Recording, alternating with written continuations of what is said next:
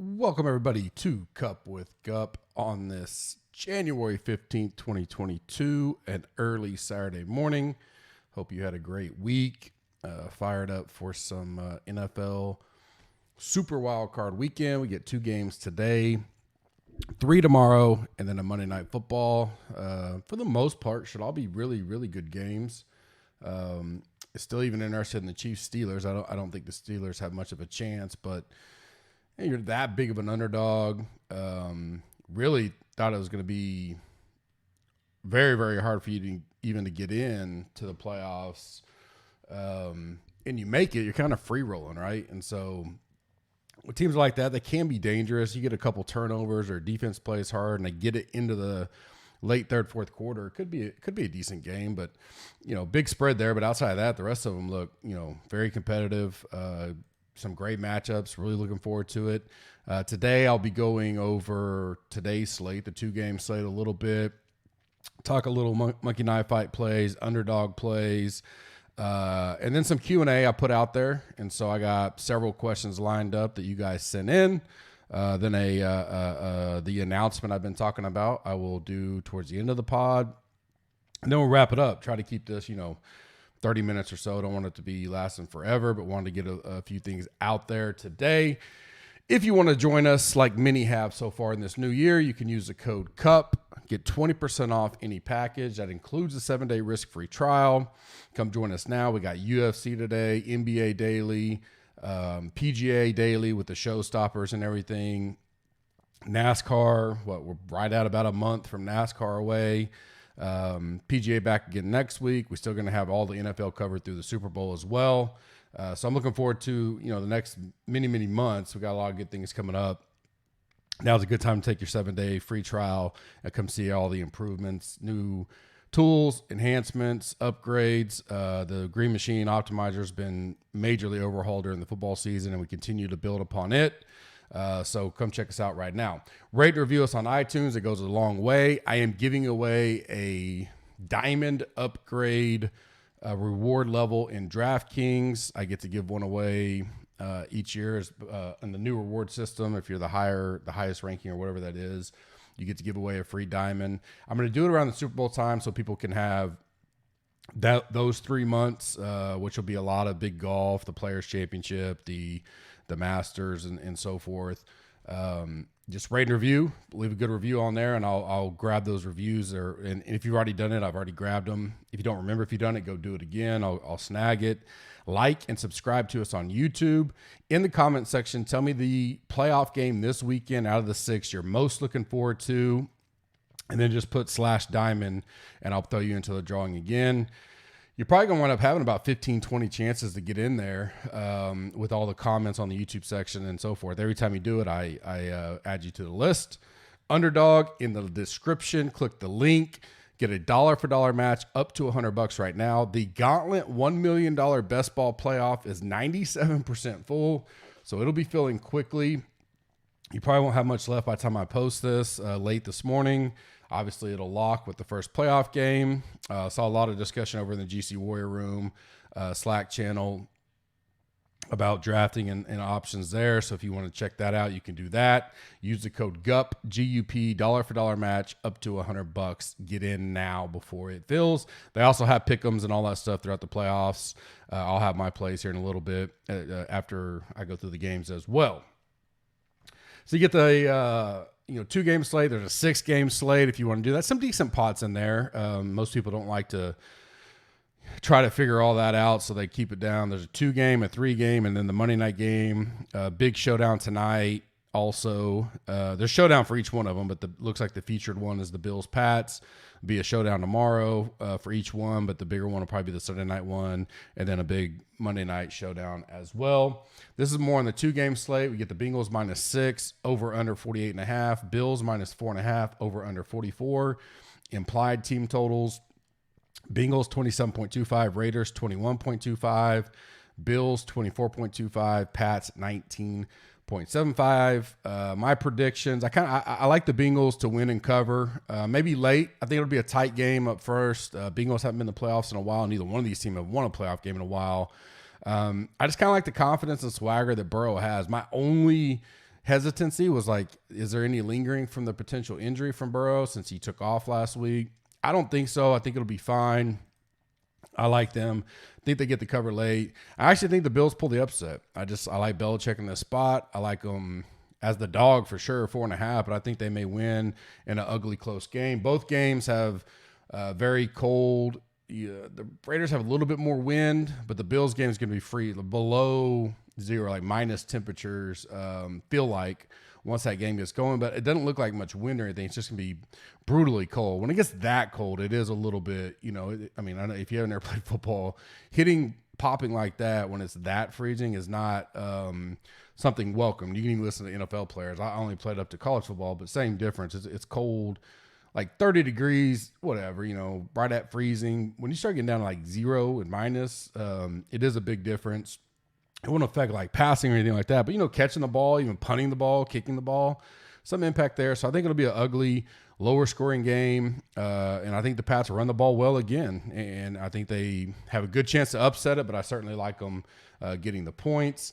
These 2-game slates, they're always different. 3-game tomorrow, kind of like the Turkey Day slate. So we're getting a lot more past data to review. Used to just be once a year with the Turkey Day was about it. Now we get, several, even towards the end of the year, once college stops, they do a couple Saturdays. Christmas this year fell on a Saturday.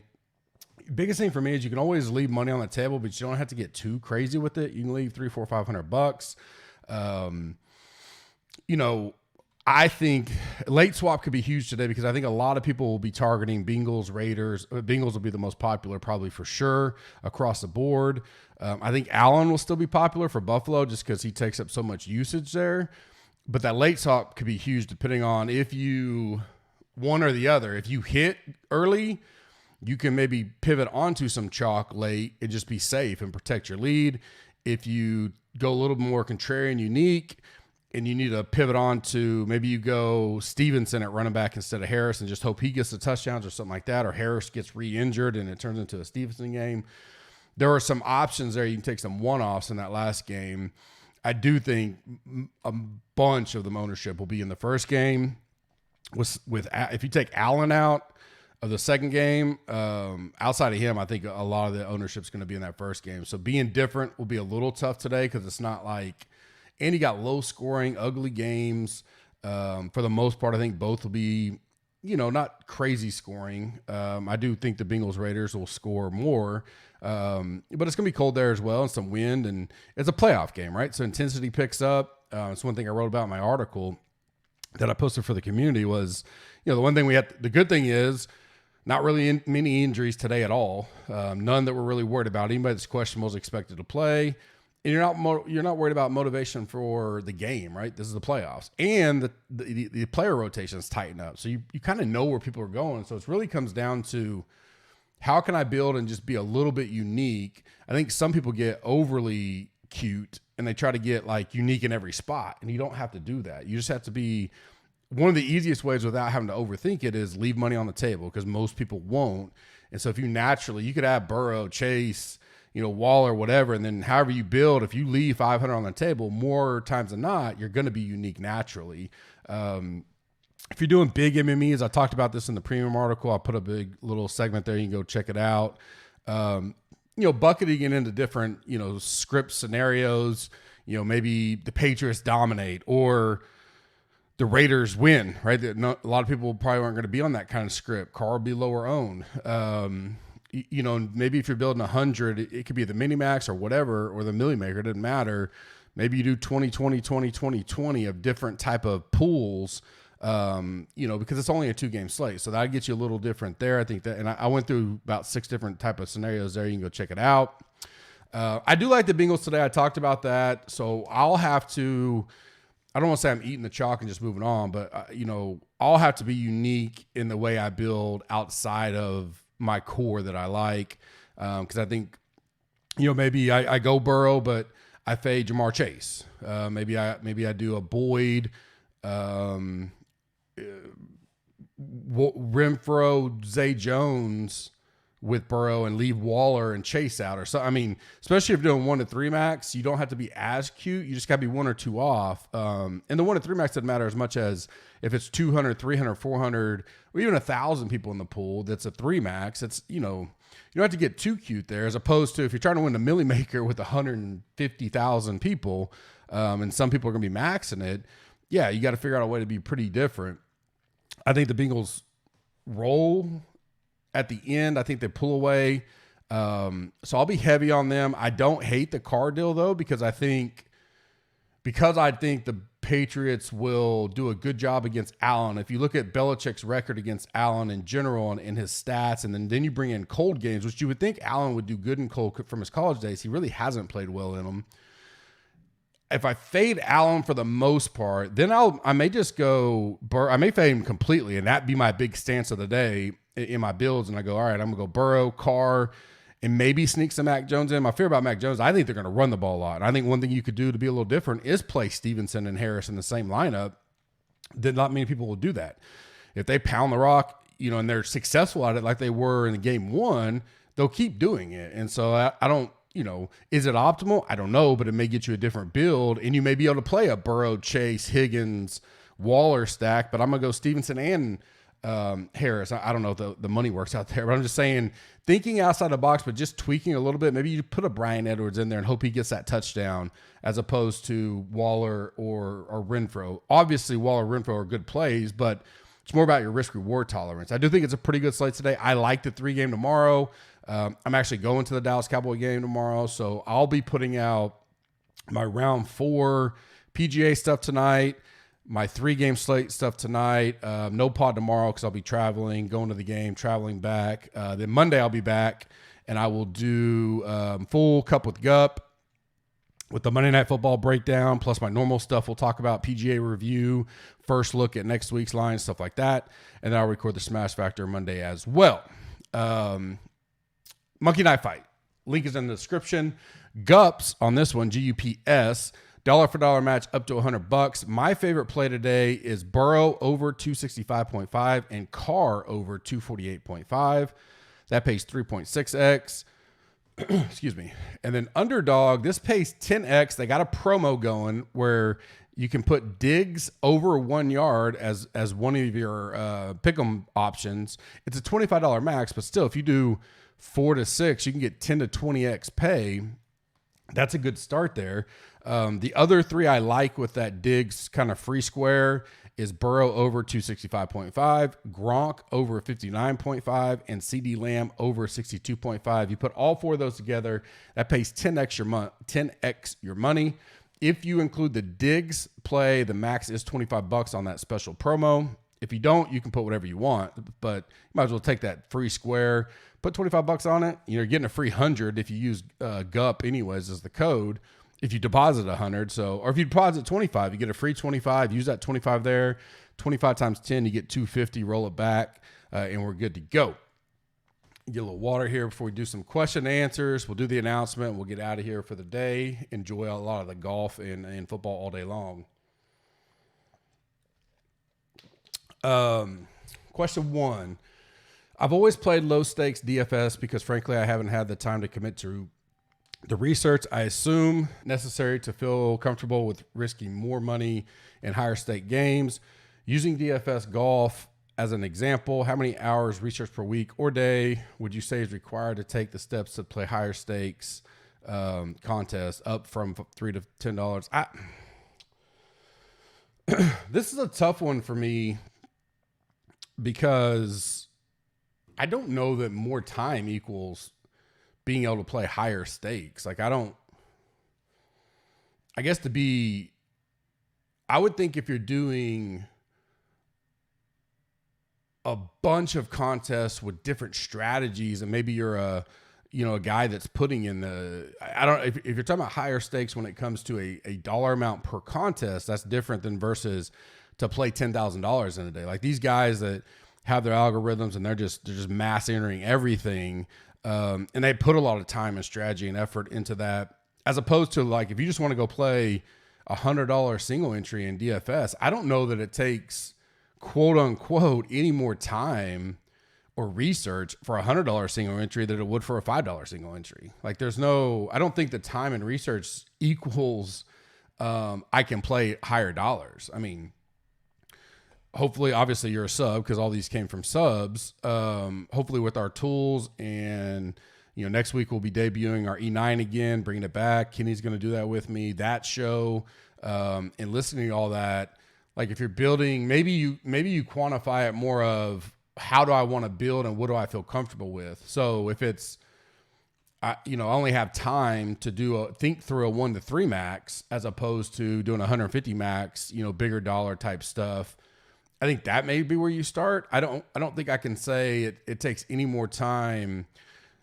I put a lot of time into stuff right now because obviously I'm doing the site and all that kind of stuff. But, going back to before I kind of even went behind the paywall and everything, and before I had, some of my huge success, I don't know that I would have said if I was putting $100 in for the week, doing a $3.20 max or $20 3 max and some other stuff versus a $200 single entry. I don't know that I'd put any more time in or that that's required in my personal opinion. Would love to talk more about that if that didn't fully answer the question, but I don't think risking more money, a qualifier for it is how much more time can I put in, because it really should be about the knowledge and what you're doing. And the more money should be about bankroll management, not opposed to how confident am I per se.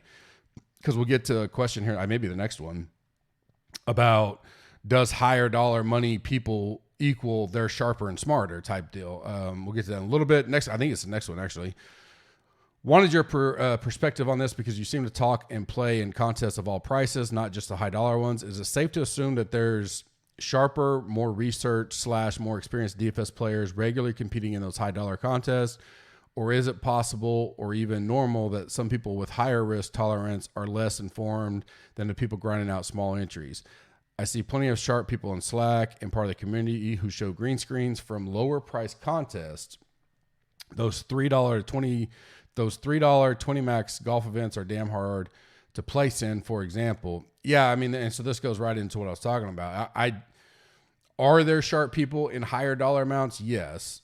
Are they sharper than someone down grinding low? Not necessarily. I mean, one of the first things I did when I hit my first big hit back in 2018, I had been researching and watching stuff like the Thunderdome and the 2120 and stuff like that, comparing it to what I would consider my single bullet for the week that I would put in those, and knew I could compete in that. And it wasn't a matter of, am I sharper now? It was a bankroll deal. So yeah, I got the very first Thunderdome I played in golf. I won it, and I went on that fall. I think I placed in like 60% of the Thunderdomes I played after that big one. I think I won 3 or 4 that fall.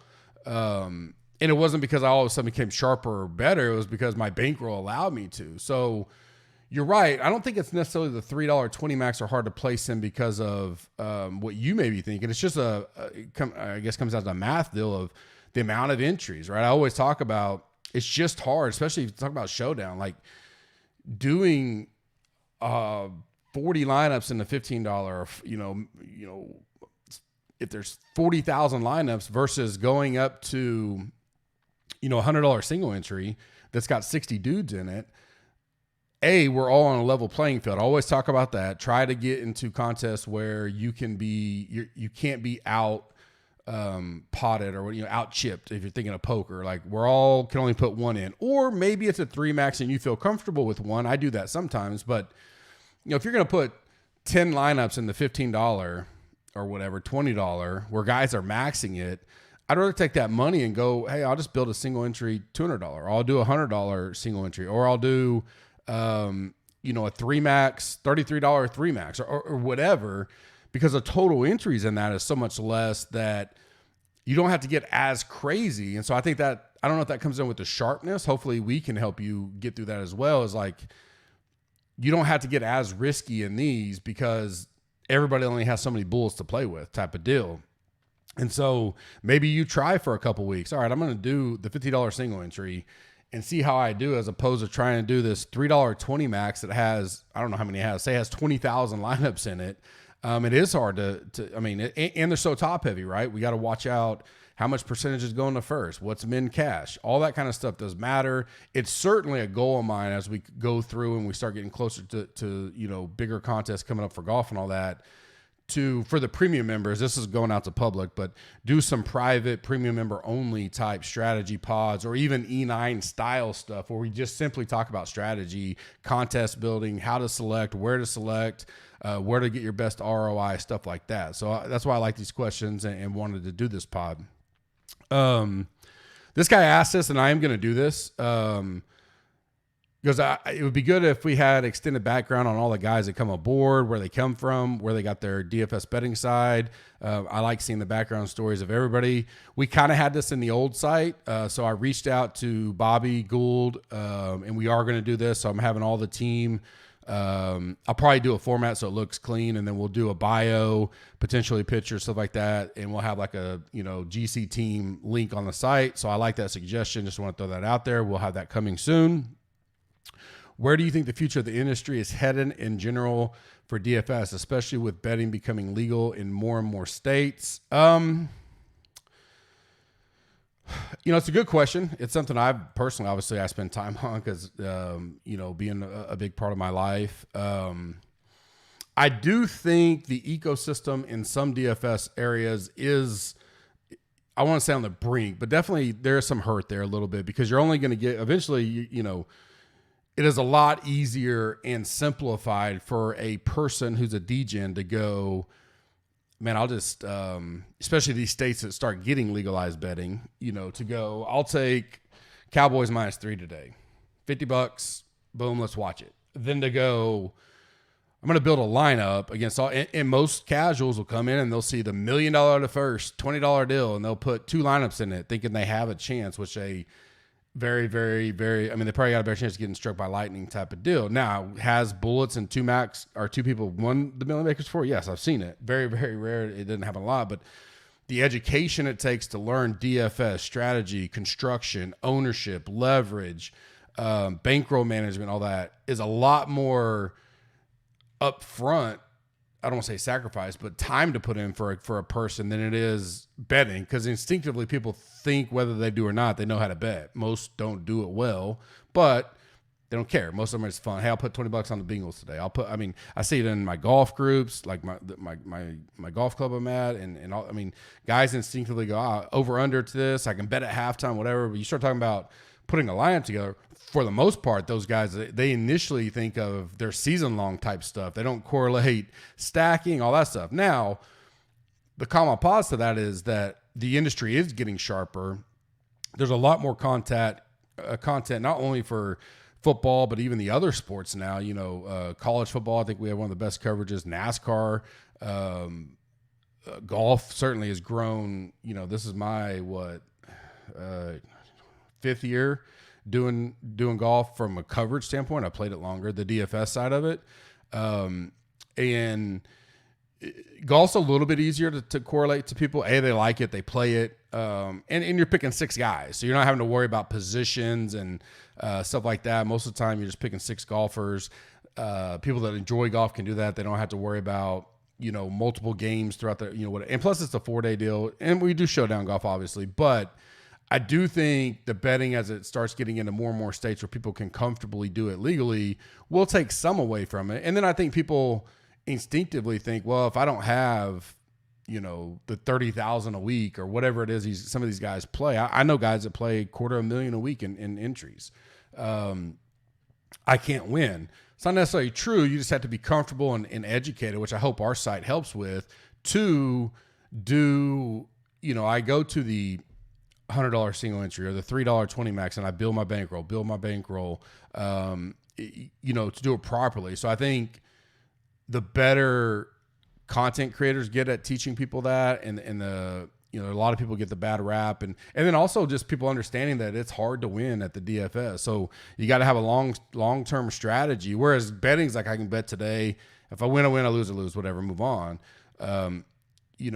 Your upside in DFS is obviously bigger, so it'll always be attractive. When I say upside, meaning if I go bet $50 on the Cowboys, the most I can win is $50. Maybe do some crazy parlays and all that, but still, to see a prize pool where you can win even $10,000 by putting, if you do a $20 three max in NFL and you can win 10,000 up there, that attractiveness and lure will always be there. I do think they have to work on some of the ecosystem stuff and some of the, hopefully at some point they start doing a little bit, they listen to a lot of people, especially like myself and others that are counterparts of mine, on getting flatter structure.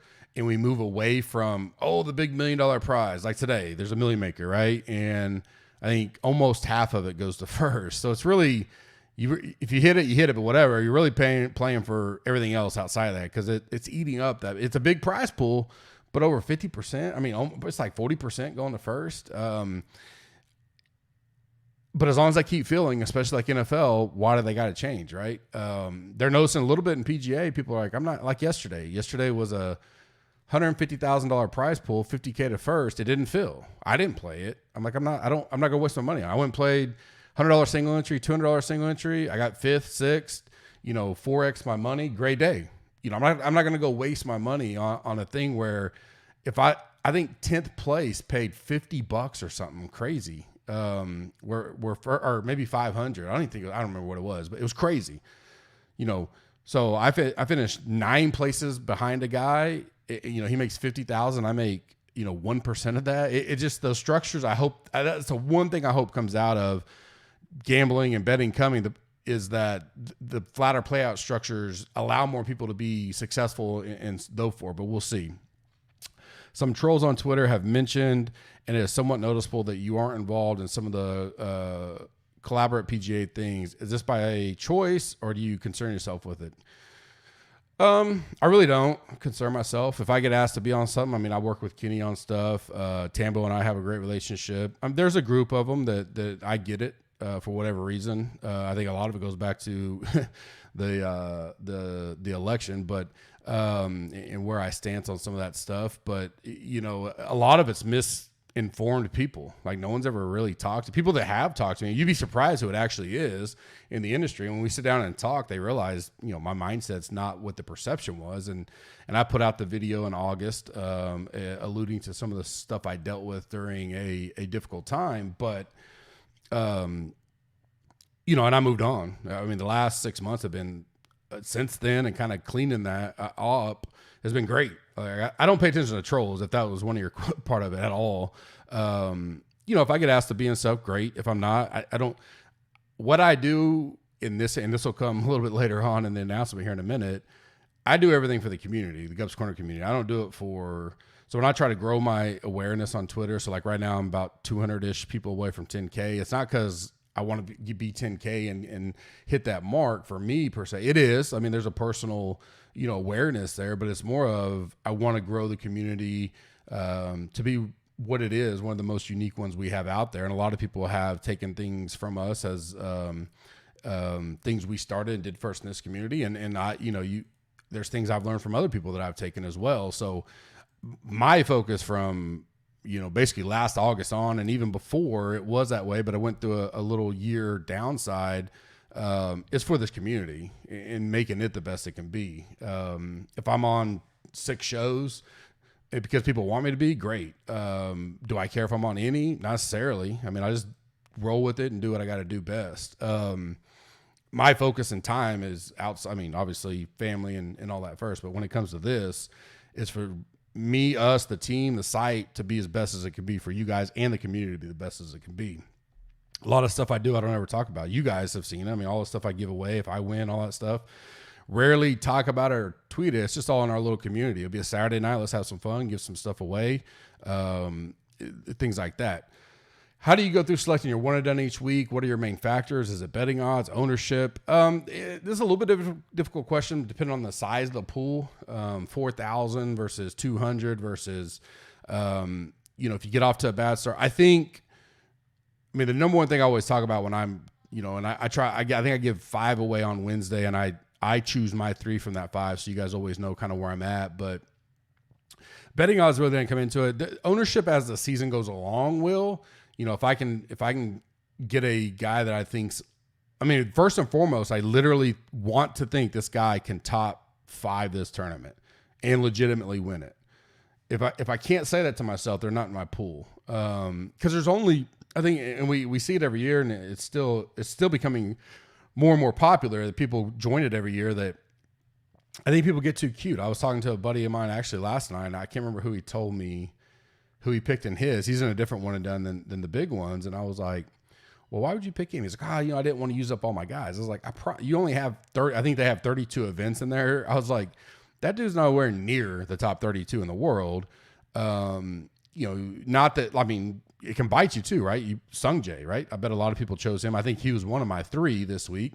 Misses the cut. Now you feel like you burned him. But when you're sitting there on a Wednesday selecting this, you got to look at, so, I mean, the betting odds factor in because you're looking at win equity, but I'm not just strictly going to go out the betting odds because I personally think I can out handicap what some betting odds are. It doesn't mean I'm always right, but I do win a lot on the outrights. And there's a difference between looking for value play at like a 40-1 versus when you look at whether it's points they pay out or money or the money that the guys win becomes your winnings. You got to know that first. I play in one where it's FedEx points. So the difference between first and 28th is X, or if it's money, you're talking about $2 million versus $20,000. I mean, so you got to know that, but the prizes up there, you really got to have, I don't know what the number is anymore, but call it 7-8 winners in a season to kind of be up there. That I'm not looking for the safe play.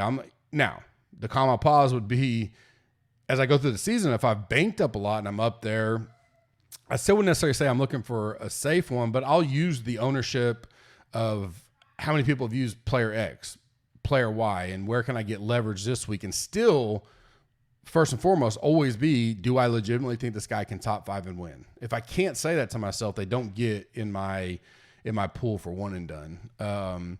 And again, last on that, I could go on that forever, but the biggest deal is how big is the pot you're playing. If you're playing with a bunch of buddies with 20 guys or something, totally different than trying to win. I think JB's got almost 2,000 in it this year. So, and then knowing, are you out leveraged at all? So if it's a 5 max, I mean, most are single, but I know JB's a 3 max. I think the Moose's that he did was 5. And if you only have 1 in there, there's a difference there as well. Just like any contest we play on DFS also. Newer sub to the site. I hear you mention bankroll management a lot. What's your general philosophy on the proper bankroll? So I talked about that a little bit earlier. I certainly don't want this pod to go on and on and on. So trying to wrap it up. But the biggest deal, and I have, if you are, since you're a newer sub, I'll repost or retweet or may put it in the GC Warrior room that I did put a big article out about bankroll management. And actually I did a pod, I think it may be on Bucks or something back in the day, under the educational series. If you see that link there, I'll see if I can find them to redo it. But it changes for anybody. But I'd always kind of said, like, it's so hard we'd like to say get your money for the whole year, but most people aren't going to say, I don't know how much I want to play for a whole year. If you can be that disciplined and go, hey, I got $5,000 this entire year, here's how I'm going to break it up. What I like to do is break up however it is you feel comfortable. And I try to do it in about a 5-week cycle, especially PGA, even NFL. And I try to go, all right, over the next 5 weeks, here's how much I'm comfortable playing. And I can re-up it after 5 weeks. If I lose everything, fine, I can re-up. I have it ready. Because I think in my mind, I try to say, can I return my ROI in a 5-week period, especially PGA? PGA is hard. You're not going to win it every week, so on and so forth. So if it's, man, I don't want to lose more than $200 over a month. Let's say 4 or 5 weeks, however you want to look at it. Then technically I would say you'd play $40 a week, right? And if you win, I wouldn't necessarily move my bankroll up, but you reallocate and readjust from there. Or maybe for a fact, you kind of look at it and go, man, I'm not going to play the match play much because it's too much thinking and crazy. And so I'm going to take half my bankroll for that week and move it on to the Players Championship. If you sit down and just kind of, you don't have to make a big deal of it, but if you have that bankroll, when you get into the week and you stay disciplined to it, then when you lose, it's not as, frustrating. You go, all right, I was allocated for it. Didn't get it this week, but I got more at-bats next week. I mean, DFS is, I talk about this a lot. It's all about at-bats. Like I need as many as at-bats. That's why you see all these guys are, whistle goes woo, Awesemo, Big T now that, he hit his million last year is they're getting themselves as many at bats as possible. That's why they're maxing out stuff. That's why they play. They're like, even if it's shitty pay structure, they're like, I'm going to be as leveraged as anybody else in this contest, and I believe in myself. And I'm looking for, for them, they say, maybe it's an 8 to 10% ROI, but when you're playing, $200,000 a week, that's not bad money. So, I think knowing that sets up your philosophy a lot better and staying within your bankroll, but then also being ahead of it to go, hey, I'm not going to play that one very much. Or that way you don't get into the moment and you go, man, I'm going to go all in. You had a few beverages and you start just building, and then all of a sudden you go, man, if I don't win this week, like I'm out of my money. I think that's the biggest thing I can say on that in this sort of instance. You've mentioned PGA DFS industry changing some and somewhat saturated. How do you/we account for that? It's a unique time. We'll see how this year kind of goes on. To answer the latter part of it is, I think the community, GC Gups Corner community, will be fine with it. There's a lot of groupthink out there. There's a lot of regurgitated information that comes out from some of the same sources, just other people taking it and putting it out for whatever reason. I think just being disciplined and knowing and trusting when you listen to somebody or something, know why you are, whether it's entertainment or you legitimately think they have good thoughts. There's several people in the industry I respect. I like their opinions. I'll listen to them and I'll pick up a thing or two. I like to think that I'm up there as well for a lot of people who listen to me, and we do well overall. And there's a lot of people I listen to just because I have to, is from an industry perspective, because I know how many people are listening to them, and to kind of gauge, that's one of the biggest manual stuff for the ownership. We can have our algorithms and historic numbers and ownership at this price and that and all that. It'll automatically spit us out some baseline percentages, no matter who's doing ownership. That's how you probably start. And all the manual adjustment stuff comes into, well, this guy, listen to this, listen to that, listen to this. Read a lot of articles, some of the big articles that a lot of people look at. Even if it's a betting outright article, I'm like, well, if this guy's touting this bet, he's a respected person. It's probably going to drive up some ownership per se. I mean, so the change is just how many people are out there putting out content, and it's weird because like NFL's massively saturated, but there's only so much you can dig into. And I think one thing I think it's slowly tilting a lot more to people going analytical, data only. And I think that could be some of our leverage, because a lot of people say course doesn't matter. That's absolutely not true. I mean, it does. Course history does matter. And listen to the guys that play on tour. I mean, I have several friends who are on tour that I'll talk to, and especially if you are a golfer, like I know courses I go to and go, I love this course. One of my original courses in Tulsa, I can go out there tomorrow and I'll play good there because I like the way it sets up. I like the way it sits the eyes. I love the greens or bent grass greens. That stuff matters. Does it mean it's an indicator they automatically will do well? Not all times, but I think that's why we could do a good job of looking at recent form. We can do a good job at looking at course history. Stats matter, but I think the eyes matter a lot too. And I watch a lot of it, and I'll tweak stuff based on what I listen to, what I hear. Travis Fulton, I'm on his pod some. He gets a lot of these, instructors, coaches, agents, stuff like that on his pod, and I'll pick up things on that. That's not going to be just noticeable. And I think we take all that into consideration and try to get a little bit of an edge and do the best we can. But it's good, right? More eyes on PGA, the better. We want it to grow. I'd love for PGA. I don't think it'll ever get above NFL, but I'd love for DraftKings. I know it was the number one grower last year over year. I'd like it to be, the number 2 DFS sport outside of NFL. I think it'd be awesome. All right, time for the announcement. Get a little drink of water. Hopefully, you guys probably fast forward if that's all you were caring about. So I was going to joke around, but it's really not my style, and say, hey, I'm shutting down Gups Corner. The time has come. Just not hacking it. I can't make it in the industry. The trolls won. And then kind of do a ha-ha, not really. So I was approached late in December. Well, actually, it started in July, but I kind of brushed it off, but approached in late December by a company that is for my old industry with a very, very lucrative, extremely good offer for me. Wasn't soliciting, any type of work or looking at work. But it came up.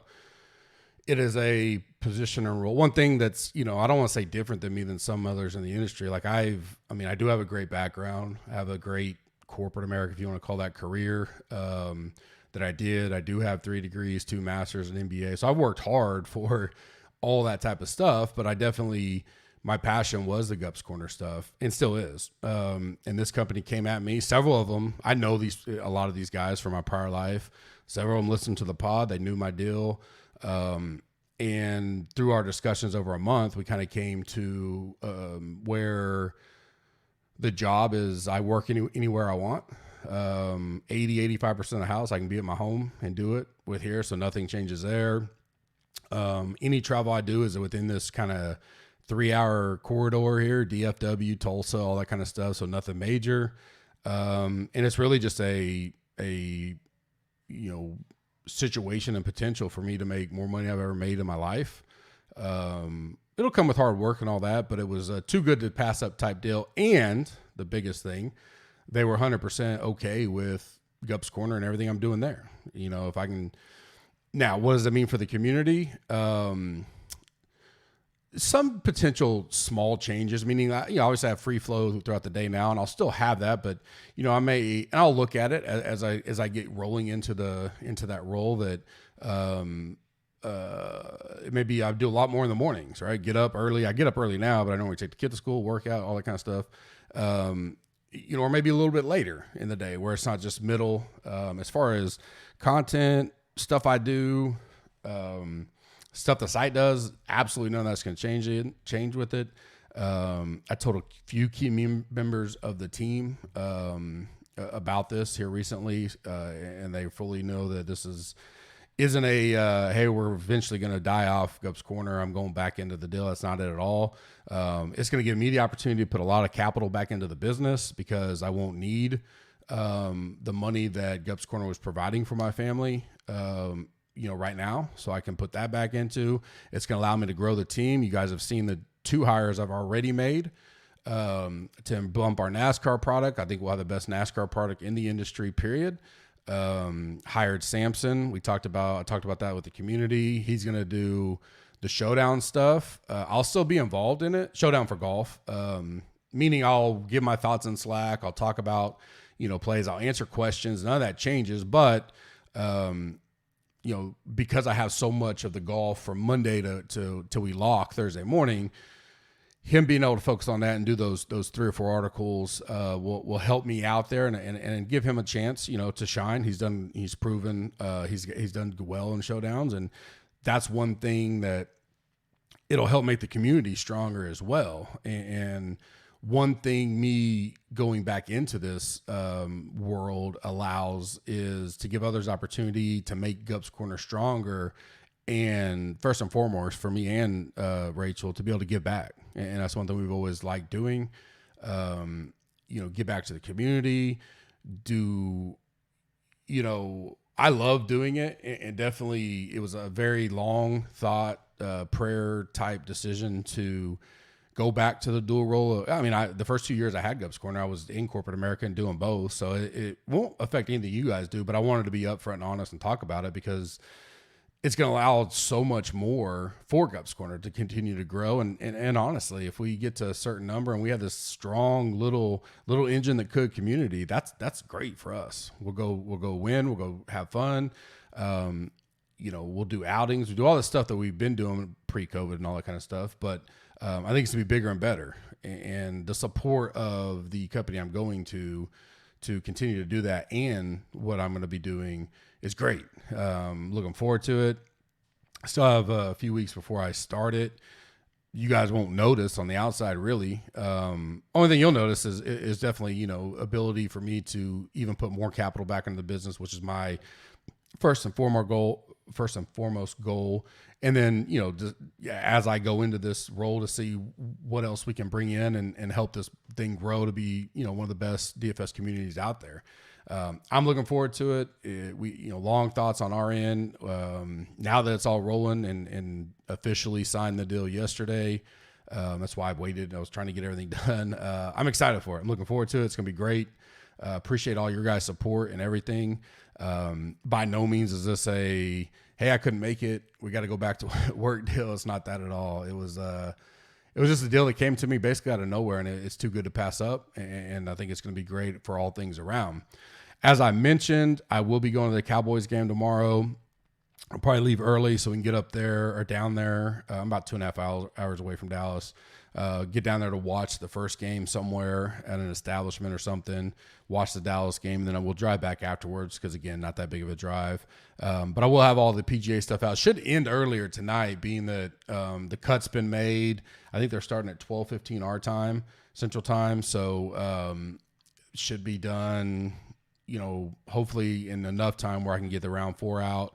I'll do the 3-game slate as well. I don't think we're waiting on many big injury stuff for that, but I'll do that a little bit later. And then I'll be around. I mean, obviously we'll be driving and stuff like that. So if you have questions on any of that for tomorrow, just hit me up in Slack. Appreciate all the support. I think we have some good times coming. Going to be able to put a lot of stuff into the business that I want to. I will be back Monday. Again, I'll cover the Monday Night Football game on Cup with Gup, and then Smash Factor as usual as we move to the West Coast swing. I think it's going to be a great week. Great year, great time. Spread the word. Get us some more people around here. We love it. Appreciate you guys. Have a blessed weekend, and I will see you Monday.